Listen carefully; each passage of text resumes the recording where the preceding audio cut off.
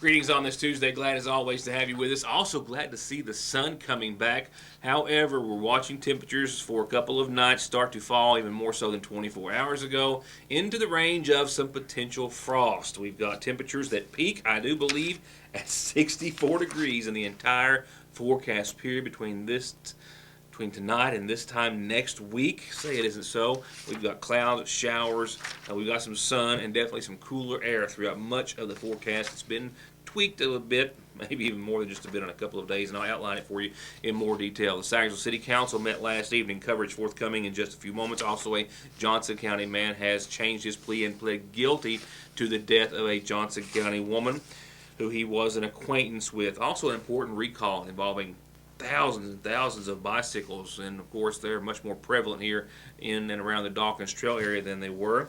And also, fingers crossed for a major meteor event later on this week, and a whole lot more to work into once left of the half hour. Once again, thank you for spending a little time with us tonight.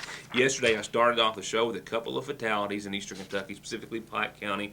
One an ATV-related death, one a motorcycle death. Tonight, an auto-related death after a man may have been speeding unrestrained in his pickup truck and then struck a concrete barrier that was placed to keep motorists safe from a landslide, one of many in eastern Kentucky. This particular one on Kentucky Route 1426, where a 31-year-old man from Pike County, identified as Michael Adkins of Phyllis, was reportedly pronounced dead at the scene by the Pike County coroner after his truck crashed into the traffic safety barrier last night. We understand that sometime around 11 o'clock last evening, the state police and other authorities were notified of the incident. Firemen did respond to the scene. They noticed that he was slumped over his wheel. They extricated him from the vehicle, and he was pronounced dead at the scene. Police do believe, as I referred to at the start of the report, speed may have been a factor. He also confirmed that he was not wearing his seatbelt. The accident, of course, is still under investigation. And a young couple from Knott County says they're not guilty. That was their official plea in Knott County Court earlier this morning. A preliminary hearing has now been set for the two on April the 28th. It's related to the death of their small child, a 2-month-old girl named Angel, who was found dead in their home just days ago. Preliminary autopsy reports released just a short time after she was discovered dead inside the home say that Angel died of asphyxiation. Since then, the child's parents have been placed into custody, both charged with manslaughter, and both once again pled not guilty earlier this morning. A Johnson County man has avoided a trial which was set for next month. He has since pled guilty to a second-degree charge of manslaughter. He was originally facing murder charges for the death of Christina Barnett, whose family says that she was last seen by them after she left her home with Gary Ward of Johnson County en route to London, Kentucky. As it related to his job as a car salesman, he returned from that trip. She did not, and as you'll recover, her body was discovered along Route 80 just a few short days later. A body found on September the 25th of 2013 along Kentucky Highway Route 80 in Knott County was immediately identified by members of the search party made up by family and friends who had been searching for Christina Barnett along Kentucky Route 80 for several days, ever since she had been reported missing the week before on that Wednesday. Her body was said to have been badly burned and covered by television when discovered by that search party that afternoon. The following day, the Knott County coroner confirmed that indeed it was Christina Barnett's body, the 34-year-old from Johnson County. Barnett's mother immediately told investigators upon questioning that her daughter had last been seen, per their understanding, at a gas station in Hazard. It was there that she was believed to have stopped en route to London, Kentucky, with a man that she reportedly had met over the internet initially and had developed a relationship with, a man from Johnson County identified as 37-year-old Gary Ward of Mealy by Christina's mother. He reportedly was the individual who picked her up for that trip to London and then returned on the same day, but without Christina. After a thorough investigation, and on October the 24th of the same year, 37-year-old Gary Ward, a car salesman from Johnson County, was officially arrested and charged with Christina's murder. He was taken into custody at his home in Mealy. He was arrested after being indicted by a grand jury in Knott County, charged with murder, tampering with physical evidence, and abuse of a corpse. As for the exact cause of death, that is never to be known, perhaps. Knott County Coroner Jeff Blair reported shortly thereafter that Barnett's death was ruled as homicide due to unspecified means, due to the condition of her body and the circumstances and location where it was found. Since his initial arrest in October of 2013, Ward has remained jailed on those charges, including murder, in the Kentucky River Detention Center on initially a $500,000 cash bond. After 6 bail hearings, it was ultimately reduced to $300,000 cash with no property to be accepted. With a trial date set for this May the 11th, it is now understood that earlier today he has decided to change his plea from not guilty to guilty per an amended charge on one of the counts. He has agreed to plead guilty to, rather than murder, a reduced charge of manslaughter, as well as the initial charges of abuse of a corpse and tampering with physical evidence. Those terms are to run concurrent, which means he is now facing a total of 10 years for the manslaughter charge, the other 5 for the abuse of a corpse, and the other 5 for tampering with physical evidence to run concurrently, and basically not have an effect on the total time to be jailed. He will also be given credit for time served for the past approximate year and a half or so. His official sentencing has been set for May the 14th in Knott County Circuit Court before Judge Kimberly Childers. Following today's hearing, I spoke on the phone with Christina's mother, Donna Hale. She was visiting with family who had traveled from as far as Michigan and Indiana and elsewhere to show support for Chrissy in the courtroom earlier today. So I asked that we could do an interview perhaps after the official sentencing, which takes place once again on May the 14th. But she did ask me to relay the following statement. She says that she's glad to hear the words, "I'm guilty," from Mr. Ward, but that she or the family does not agree with the sentence, but they felt that they had to take it. None of it, she says, is going to bring her Chrissy back. Again, with the amended charge to second-degree manslaughter, if Judge Childers follows the sentencing guidelines or suggestions, he faces a maximum of 10 years in prison with credit for time served of an approximate year and a half, and then with other factors, he could be out of jail in a matter of just a few years thereafter in the death of the young woman from eastern Kentucky. More news after this. To get high-speed internet on their state-of-the-art fiber optic network for all of your home and business solutions, or to watch TV without a contract on over 200 digital channels with superb quality, or stay connected with family and friends with 24/7 telephone service you can always depend on, contact Foothills Broadband today. Or just click on their link to the right to find out how they're working to provide the latest in communications at affordable prices with exceptional service at Foothills Broadband. The Sayersville City Council met in their monthly regular session last evening. It followed an open house next door at the Sayersville Fire Department, of which I was unable to attend because I was here with you wonderful folks. It began at 6. They were showcasing several new pieces of equipment that they have been able to obtain through grant money, through donations, and other means. They now have in their ranks 2 fire trucks, also a new mini pumper, which was actually purchased with some funds raised on behalf of the Sayersville Fire Department and then also borrowed at a local banking institution on behalf of Fire Chief Paul Howard and the Chief of Police Matthew Watson. It's a new unit that they have already added to their ranks, and you can see it in the facility. After beginning the meeting, it was a meeting that began with, of course, standard operating procedure, approval of minutes, and other such items, and then discussion of the city's financials on behalf of Mayor Pete Shepard. I didn't get the bank run off their computer system. They're upgraded, so I can't run it off from their official ledger, but I went over to the bank and got it off from them today. As of today, our general fund had $121,743. Our LGDAF account had $18,121. Our road fund had $14,051. Our tourism had $42,319. Payroll $5,200, and our ABC account had $5,374. With the total of all funds in our banking accounts is $206,688.27. So that's today. That is of today. What's that last figure? The next discussion is centered around maintenance and control and ownership, I guess, over Dixie Avenue from the mouth of Dixie, where you would turn into the Ramey Park, to the bottom of what we have for generations referred to as the Cement Hill, which is where the state says that is the end of their state maintenance. Mayor Shepard explained to the council and to the audience that the state has put forth a proposal before the city that if the city will agree to take over maintenance and ownership, basically, if you will, of that portion of roadway, that the state will pave it prior to turning it over to the city. Proposal from the Department of Highways on repaving and future maintenance of that portion of the Dixie Road, and I had this on there last time, but we have to have a vote on it. If we accept that section of road from them, and if not, they're going to let the county have it. And it's the section from where you start into the park there, or get off the main road there, all the way to Cement Hill. What they will do is repave it, and then it'll be given to the city, if we accept it. Can we keep that, will we be able to keep that up? Like they have, pretty good, you think? They ain't really done nothing but pave it a couple of times, and we have problems with the water up there, and that's supposed to be the responsibility. We're the one taking care of it now, so.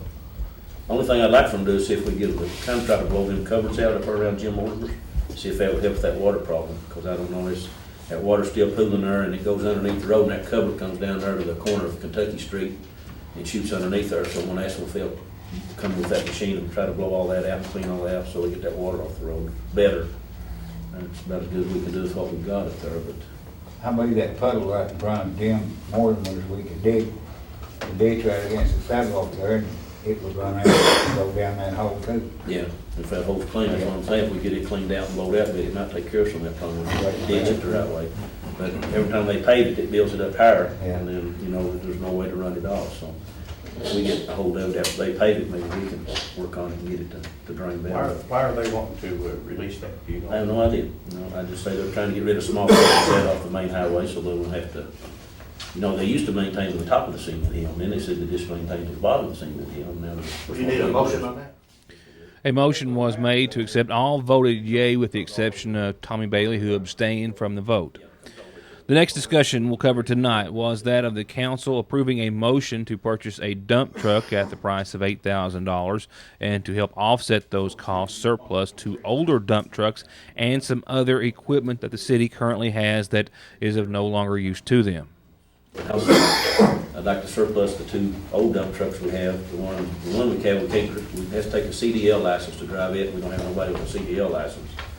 So, it's kind of stage where we have to keep a lot of repair on it. This one looks like a good one. We drove it, and it looks like a good deal. And I'd like to purchase it and surplus, not only surplus those two things, but we want to surplus the old street sweeper out here. Tommy, you looked at it and said it's not much to it. Get rid of it out of our way. And Paul has a old bed that come off of one of the pumpers a long time ago down at the compound, and he's wanting to just sell it for surplus too and get it out of the way, because we don't use it. It's stuck off the truck and sitting on blocks down there. So I know Paul says we took about everything off of it we can use then, Paul. Yeah. And he's trying to put it on Craigslist or on the internet, try to get rid of it. But we'd like to just sell them all, surplus them all out and sell them all, and then pay for, and buy the one good truck. It makes a good truck for a while. It's got the low bed on it and all that. And it's automatic. The council voted in support of the surplus of the property as well as the purchase of the truck. And next on the agenda was discussion of support towards the Montgomery County Rescue Squad. A reminder that their annual media auction is coming up in, just a few days, the last day of this month, and then the 1st and 2nd of May. That is next week. Time kind of has a way of creeping up on you. Nevertheless, back to the news at hand. They voted in support of an annual donation to the Montgomery County Rescue Squad, and they were also able to increase as was needed the annual support to the Montgomery County Senior Citizen Center. The Rescue Squad's got their annual auction coming up. I think last year we donated $500 to them. They've asked us if we would be interested, the council be interested in donating some more money for them this year. If you're all interested, I think they're donating $1,000. I think $500 is a little slack on our part, as much as they do for the city. They not only do the rescue squad, but they escort about everything that's done at the park that keeps us from having to do it, like the races, and they block off for Founder's Day. They do a lot of stuff, little stuff that would take our manpower if we were doing it, plus our manpower too. But I make a motion we donate them $1,000. Tommy makes a motion. Do I hear a second? Take a second. Tom did, that's all right, go ahead. Okay, any more discussion on that? Who's second? Tom. Tom. Tom. All in favor, aye? Aye. All opposed, same sign?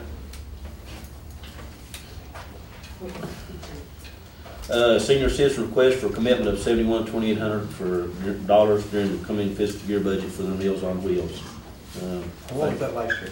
5,000, wasn't it? 5,000, 5,200, wasn't it, Carlotta? What did we give them last year? They went up, their meals have went up is one thing. I know. Went up a little bit. Yeah, it's up, so it's probably about $1,000 more than it was last year. But their prices go up and they serve the same amount of families just about.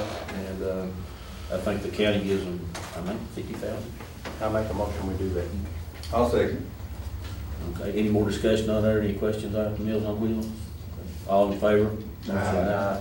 All opposed, same sign. And further discussion centered around the mayor wishing to establish a committee to study the city business license and entertainment licenses, which he described as being outdated. They took volunteer appointments from Jeff Bailey, Marianne Ward, Shirley Ratcliffe, and David May. There was also discussion. Councilman Tommy Bailey questioned the water loss rate, which was presented in documentation from the Sagersville Water Works at around 31,000 gallons or so, I believe.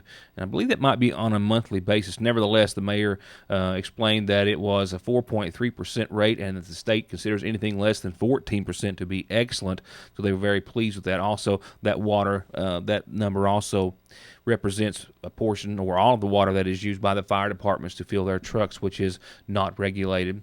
Councilman Tex Holbrook requested the increase for pay for paid men with the Sagersville Fire Department, of which I think there is 3. The mayor says that was something they had already discussed and they were going to try to work it into the budget.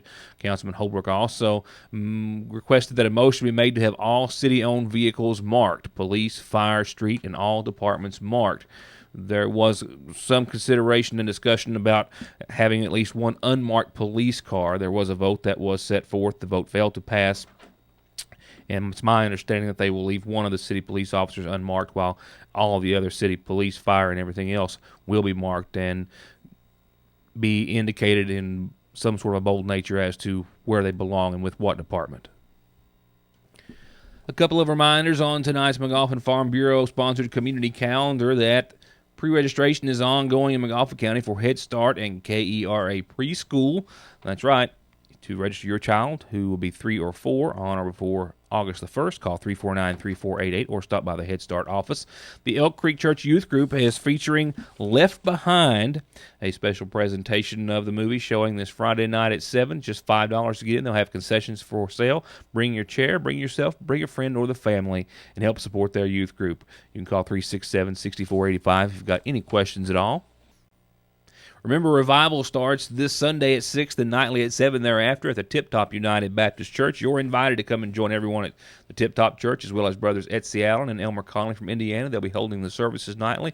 Join them starting Sunday evening at 6. And well, technically there are new friends. They've been around for decades, literally. Appalachian Hospice Care is teaming up with the Floyd County Extension Service, offering a place for caregivers to share the daily challenges they face with a caregivers support group. This coming Monday, 6 o'clock. It's in Floyd County at the Extension office, 6 to 7:30 this coming Monday, the 27th.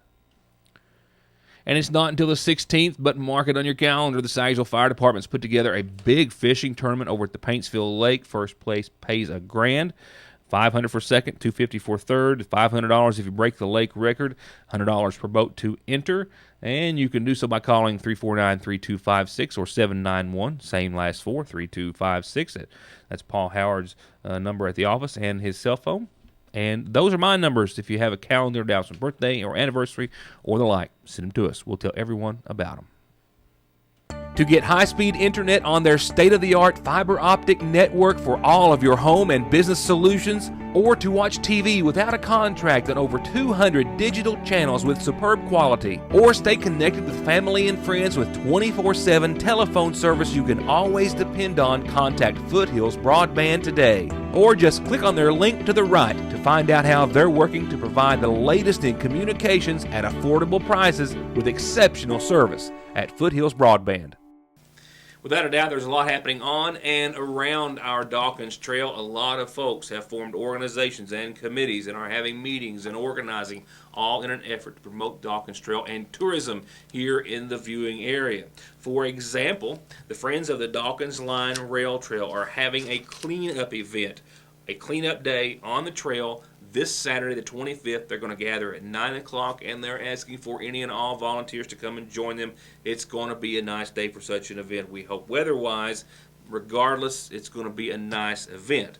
Volunteers are welcome to come and join them. They're going to help spruce up the trail. They will meet at the Royalton Trailhead behind the church there in Royalton at 9 o'clock that morning. And there's also going to be an event on the Johnson County side of the trail. They're going to meet at the Jennies Creek Trail. So if you're in Johnson County, they're going to meet at the Jennies Creek Trailhead. And volunteers, if you have any questions, you can call locally 349-3918. Ask for Valerie. She can give you all the details you may need. And there's also several groups that are promoting the Dawkins Trail and its use and all of its benefits, and one of those we'll be talking about in a few days. They have really come a long way in a short time about putting together a festival in the Royalton area for our Dawkins Trail and support thereof. That's a report forthcoming in the near future. On a similar note, in order to keep you safe, an important recall that I was alerted to today on behalf of the Consumer Product Safety Commission. It involves hundreds of thousands of bicycles, about 900,000 in the United States, manufactured over a span of several years for a very popular brand. Trek Bicycles has announced a recall as it pertains to several different units equipped with front disc brakes. They've had several reports of incidents or injuries, and one, they say, has resulted in quadriplegia. Trek Company is one of the most popular manufacturers of bicycles, be it mountain, road racing, or otherwise, and they have issued a recall of nearly 1 million bicycles sold in the United States from basically any 2000 to 2015 model with a particular type of front brake. An open quick-release lever on the bicycle's front wheel hub can come into contact with the front disc brake assembly, causing the front wheel to come to just a sudden stop or just simply fall off the bicycle. The recall involves all models of Trek bicycles from 2000 to 2015 equipped with front disc brakes and a black or silver quick-release lever on the front wheel hub that opens far enough to come into contact with the disc brake. Bicycles with front quick-release levers that don't open a full 180 degrees from the closed position are not included in this recall.